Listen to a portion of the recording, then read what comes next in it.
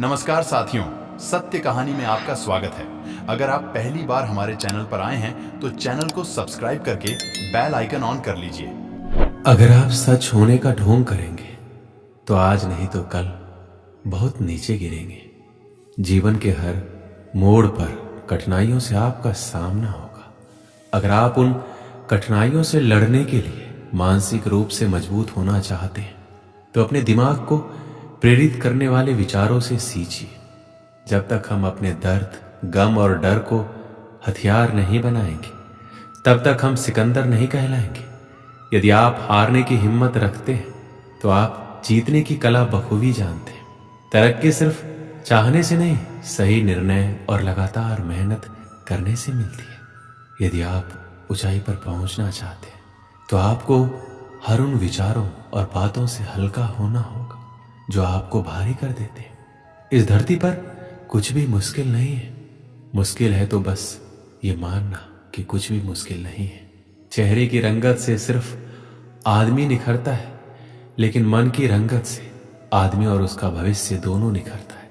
इसी को सफेद झूठ बोलना कहते हैं। इसी सफेद झूठ के चक्कर में लोग वह नहीं कर पाए जो वो कर सकते थे। हमेशा इस बात को याद रखिएगा कि जीवन की सबसे बड़ी खुशी उस काम को करने में है जिसे आपका दिल करने के लिए इजाजत दे, वरना उस काम को हाथ मत लगाइएगा जिसे आपका दिल करना ही ना चाहे। अगर आपसे कोई कहे कि ये काम तुमसे नहीं हो सकता तो उसका सीधा सीधा यही मतलब होता है कि इस काम को तुम्हारे सिवाय कोई और नहीं कर सकता। अगर आप किसी के एहसान तले नहीं रहना चाहते तो आप दिल और दिमाग से इतने मजबूत बनिए कि आपको कोई भी किसी तरह मुसीबत में ना ला सके। आप डटकर खड़े रहें तब तक जब तक मुसीबत टल ना जाए। खुद पर भरोसा और आत्मविश्वास बनाए रखिए। सारी कठिनाइयां अवसर में बदल जाएगी। क्या आपने कभी इस बात पर गौर किया है कि अवसर कठिन परिस्थितियों में जन्म लेती है? अगर आप और आपके आसपास के लोग बहुत सुखी हैं तो वहां क्या कोई अवसर पैदा होगा? नहीं ना। तो आज से आप ये मान लीजिए कि हमारे और कठिनाइयों के बीच जो जंग होता है, इसी बीच कठिनाई के गर्भ से अवसर पैदा होता है। यदि आपको इस बात से कोई फर्क नहीं पड़ता कि लोग आपके बारे में क्या सोचते हैं, तो लोगों को इस बात से भी फर्क नहीं पड़ता कि आप क्या करते हैं। इससे फर्क नहीं पड़ता कि आपके चेहरे की रंगत क्या है। फर्क तो इस बात से पड़ता है कि आपकी सोच की रंगत क्या है। आप समय ना होने का बहाना नहीं कर सकते, क्योंकि आपको भी तो वही 24 घंटे मिलते हैं, उतना ही जितना सफल और महान लोगों को मिलता है। समय का पहिया ये नहीं कहता कि धीरे चलो या तेज चलो। समय का पहिया कहता है मेरे साथ चलो और सफल बनो। यदि एक बार समय चला गया और आपने उसका सही उपयोग नहीं किया तो समझ लीजिए उसको बाद में बड़े अफसोस के साथ ये कहना पड़ेगा कि काश मैंने उस समय को बर्बाद ना किया होता तो आज मैं कुछ होता। यदि एक बार समय चला जाता है तो फिर अफसोस के अलावा और कुछ बाकी नहीं रहता। समय आपकी जिंदगी का सबसे कीमती तोहफा है जो ईश्वर ने सभी को समान रूप से दिया है। अब यह आपके ऊपर है कि आप उसका उपयोग कैसे करते हैं। ध्यान देने वाली बात यह है कि समय का हर पल आपके लिए एक अवसर है और इस अवसर का फायदा उठाकर आप कुछ भी अच्छा हासिल कर सकते हैं। यदि आप हर पल का सही उपयोग कर पाते हैं तो आपको सफलता की ऊंचाइयों को छूने से कोई नहीं रोक सकता। यदि आप नदी की तरह बहते हुए समय का उपयोग नहीं कर पाए तो एक समय ऐसा आएगा जब आपको ना चाहकर भी कहना पड़ेगा कि काश मैं उस समय वो काम कर लिया होता, काश मैं अपने जीवन के प्रति उस समय सचेत होता। कहीं आपके जीवन में ऐसा तो नहीं हो रहा? कहीं आपके जीवन के समय रूपी खेत की लहराती फसल को कोई चिड़िया तो नहीं चुग रही? अगर ऐसा है तो उस चिड़िया को तुरंत उड़ा दीजिए और बचा लीजिए अपने फसल को, बचा लीजिए अपने खुशी भरे जीवन को, वरना एक ही वाक्य आप जीवन भर दोहराते रहेंगे कि काश मैंने उस समय ये कर लिया होता। जीवन का हर पल एक अवसर है और इस अवसर को कभी भी हाथ से जाने नहीं देना चाहिए। जीवन के हर पल को उससे जुड़े प्रत्येक कार्य को पूरे मन के साथ करना चाहिए।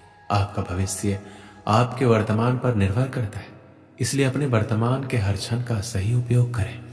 आज नहीं तो कल, कल नहीं तो परसों। हम इसी तरह अपने कामों को टालते रहते हैं। जो काम आज हो सकता है उसे कल पर टाल देते हैं और कल आने पर परसों इसी तरह समय बीतता जाता है और एक एक दिन के साथ हमारे कामों का बोझ बढ़ता जाता है। जैसे जैसे हमारे कामों का बोझ बढ़ता जाता है तो हम उन कामों को करना ही छोड़ देते हैं और ऐसे में कई बार हम अपने जरूरी काम भी नहीं कर पाते और फिर बाद में उसी का अफसोस करते। अपने आलस को अपनी जिंदगी से दूर रखें और उस काम को आज ही निपटा लें, कल पर ना छोड़ें। एक समय की बात है, एक राजा एक दिन अपने राज्य के भ्रमण पर निकलता है। कुछ दूर टहलते हुए जाता है कि उसे एक गरीब आदमी मिलता है। उसकी हालत बहुत ही खराब थी, फटे पुराने कपड़े और पूरा शरीर गंदगी में लिप्त था। राजा को उस पर दया आती है। राजा अपने राज्य में ऐसे इंसान को देखकर परेशान हो जाता है कि उसके राज्य में बहुत तकलीफ में। फिर राजा ने एक निर्णय लिया कि उस गरीब के घर में चुपके से सोने की कुछ मोहरें रखवा देगा। उस दिन जब रात होती है तो रात के अंधेरे में राजा अपने गुप्तचर को आदेश देता है कि जाओ उस गरीब के घर में सोने की 1000 मोहरें चुपके से रखाओ। और साथ ही में एक पत्र राजा देता है जिस पर लिखा होता है, मैं तुम्हारे राज्य का राजा हूं, ये सोने की मोहरें तुम्हारे लिए। राजा पत्र इसलिए रखवाता है गरीब आदमी इतने सोने के मोहरें देखकर परेशान ना हो जाए। गुप्तचर सोने की मोहरें और राजा का पत्र उस गरीब के घर में चुपके से रख आता है। अब राजा मन ही मन खुश था, उसके राज्य में कोई भी गरीब नहीं है। कुछ दिन बीतता है। एक दिन अचानक से राजा को उस गरीब की याद आती है तो राजा अपने गुप्तचर से उस गरीब का हालचाल पता करने को कहता है। कुछ समय बाद गुप्तचर वापस आता है और राजा को बताता है कि वह आदमी अब इस दुनिया में नहीं रहा, वो मर चुका है। राजा को यह सुनकर बहुत बुरा लगा। राजा ने उसके मरने का कारण पूछा तो गुप्तचर ने बोला कि महाराज वह गरीब आदमी कुछ दिन पहले बहुत खुश था, सबसे मिलता था, बातें करता था, उसके अंदर काफी बदलाव आ गया था। लोगों ने बताया कि वह अपने साथ एक पोटली लेकर घूमता रहता था, किसी को पोटली के बारे में कुछ नहीं बताता था, किसी को हाथ तक लगाने नहीं देता था। लेकिन महाराज पास के राज्य में एक दिन किसी काम से गया था तो उसकी वह पोटली कुछ लुटेरों ने चुरा ली, जिसके बाद वह बहुत बेचैन रहने लगा, पागलों की तरह बातें करने लगा। लोगों ने बताया कि उसकी हालात पहले से भी खराब हो गई थी। पहले तो वो लोगों के बीच में बैठता था, बातें करता था, लेकिन जब से उसकी पोटली चोरी हुई तब से वह किसी को भी अपने पास नहीं आने देता, इसलिए कोई भी चाहकर उसकी मदद नहीं कर पा रहा था। गुप्तचर पूरी बात कहते हुए राजा के सामने वह पोटली पेश करता है जिसमें 800 सोने की मोहरें होती है। राजा इन मोहरों को देखकर पहचान जाता है कि ये वही मोहरें थी जो राजा ने उस गरीब के घर में रखवाई थी, परंतु राजा ने तो 1000 मोहरें रखवाई थी, ये तो सिर्फ 800 है। राजा समझ जाता है कि वह गरीब आदमी 200 मोहरों की पोटली को लेकर घुमा करता था, जिसके चोरी हो जाने के बाद वह सदमे में चला गया और आखिरकार उसकी मौत हो गई। मुझे पता है कि आप क्या सोच रहे हैं। यही ना कि गरीब आदमी पागल था, 800 मोहरें बची थी, उसे अपना जीवन बेहतर बना सकता था, यही सोच रहे हैं। लेकिन अगर मैं यही सोने की मोहरें हटाकर उसे वक्त बोल दूं तो जो थोड़ा सा गया है लेकिन ज्यादा आना भी बाकी है। मैं इस कहानी के माध्यम से आपको यही समझाना चाहता था, जो खराब हो चुका है उसके बारे में सोचकर खुद को बर्बाद मत करो, जो बचा है उसे संवार लो। आशा करते हैं कि आप अपनी जिंदगी एक दिन जरूर संवार लेंगे। दोस्तों, इस वीडियो में बस इतना ही। मिलते हैं अगले वीडियो में, अपना ख्याल रखिएगा। और हाँ, इस वीडियो से कुछ ज्ञान मिला हो तो वीडियो को लाइक करके चैनल को सब्सक्राइब कर लीजिए और एक प्यारा सा कमेंट में जय श्री कृष्णा लिखना ना भूलें। जय श्री कृष्णा।